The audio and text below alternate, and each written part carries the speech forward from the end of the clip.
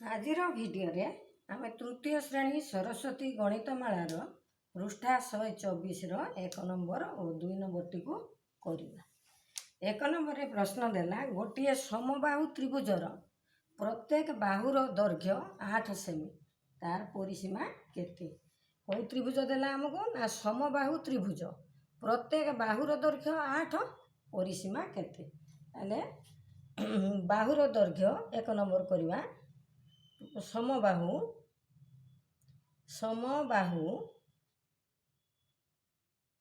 ତ୍ରିଭୁଜର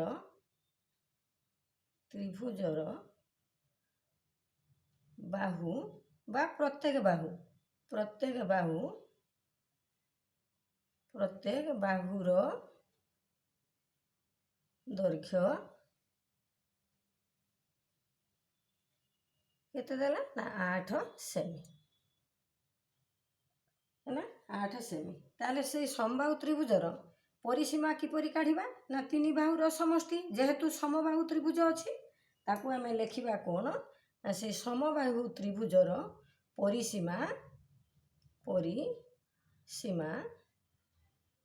3 ବାହୁର ସମଷ୍ଟି ଲେଖିପାରୁ ବା 3 ଗୁଣନ ଗୋଟିଏ ବାହୁ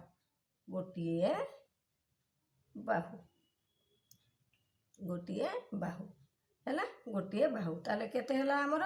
3 ଅଛି, ଗୋଟିଏ ବାହୁ ଅଛି କେତେ ଆମର? ଆମକୁ ଦେଇছে 8 ସେମି, ତାହେଲେ 8 ସେମି ହେଲା। ତାହେଲେ 8 3 24 ସେମି, 8 3 24 ସେମି ହେଲା ପରିସୀମା, ସେମି ହେଲା 24 ସେମି। ତାହେଲେ ଅତଏବ କ'ଣ ଲେଖିବା? ଅତଏବ ସମବାହୁ ତ୍ରିଭୁଜର ତ୍ରିଭୁଜ ଚିହ୍ନ ଦେଇଦେବା, ତ୍ରିଭୁଜର ପରିସୀମା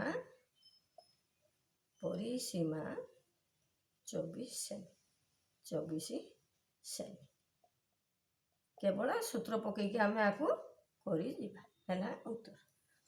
ବର୍ତ୍ତମାନ କରିବା 2 ନମ୍ବରଟି। ଦେଖ 2 ନମ୍ବରରେ ପ୍ରଶ୍ନ ଦେଲା, ଯେଉଁ ବର୍ଗଚିତ୍ରର ପରିସୀମା ଦେଇଛି ଆମକୁ 16 ସେମି, ପ୍ରତ୍ୟେକ ବାହୁର ଦୈର୍ଘ୍ୟ ମାଗିଛି ଆମକୁ। ପରିସୀମା ଆମକୁ ଦେଲା କେତେ ସେମି? ନା 16 ସେମି। ଆମେ ବର୍ତ୍ତମାନ 2 ନମ୍ବରଟିକୁ କରିବା। ତାହେଲେ 2 ନମ୍ବରରେ ଦେଇଛି ଆମକୁ କ'ଣ? ନା ବର୍ଗଚିତ୍ରର ପରିସୀମା 16 ସେମି। ଆମେ କ'ଣ ଜାଣିଛୁ ସୂତ୍ରରେ? ବର୍ଗଚିତ୍ରର ପରିସୀମା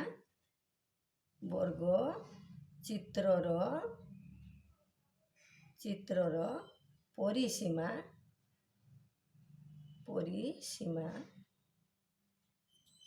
4 ସମାନ 4 ଗୁଣନ ଗୋଟିଏ ବାହୁ, ଯେହେତୁ 4 ବାହୁ ତାର ସମାନ, ଗୋଟିଏ ବାହୁ। ତାହେଲେ ଆମକୁ ଏଠାରେ ପରିସୀମା ଆମକୁ ଦେଇଛି କେତେ? ନା ଏଠାରେ ପରିସୀମା ଆମକୁ ଦେଇଛି,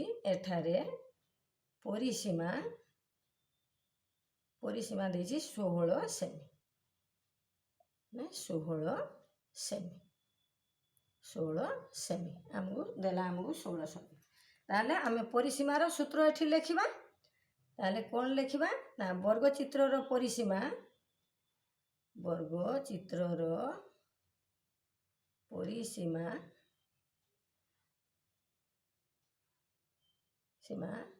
କ'ଣ ଲେଖିବା? ନା 4 ଗୁଣନ ଗୋଟିଏ ବାହୁ। ଏଇଠି ଲେଖିବା ଆମେ 4 ଗୁଣନ ଗୋଟିଏ ବାହୁ। ଆମକୁ ପ୍ରଶ୍ନ ଅନୁସାରେ ପରିସୀମା ଆମକୁ କେତେ ଦେଲା?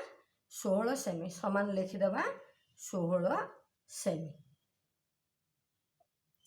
ତାହେଲେ ବର୍ତ୍ତମାନ କ'ଣ କରିବା? 4କୁ 4 ରଖିବା, ଏଠି ସମାନ ଦିଆହେଇଛି, ବା ଲେଖିବା। ଏଠି ଆମେ ଆଉ ସମାନ ଦେବା ନାହିଁ, ବା 4 ଗୁଣନ ଗୋଟିଏ ବାହୁ ଆମେ ଜାଣିନୁ, ବାହାର କରିବା।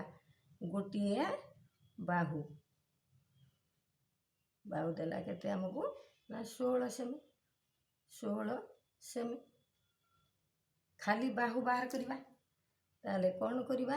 ନା ବା ଗୋଟିଏ ବାହୁ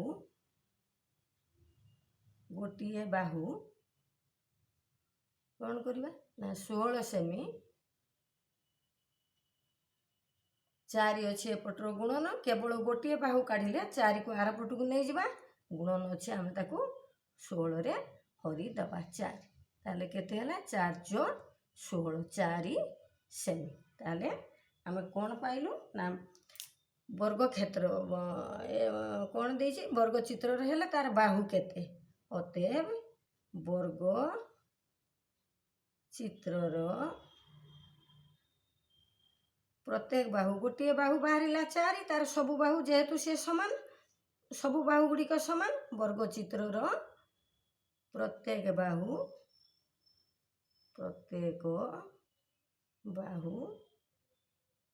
4 सेमी हेबो हैला मते उत्तर आज पाई एतिकी सब्सक्राइब करिवो लाइक करिवो।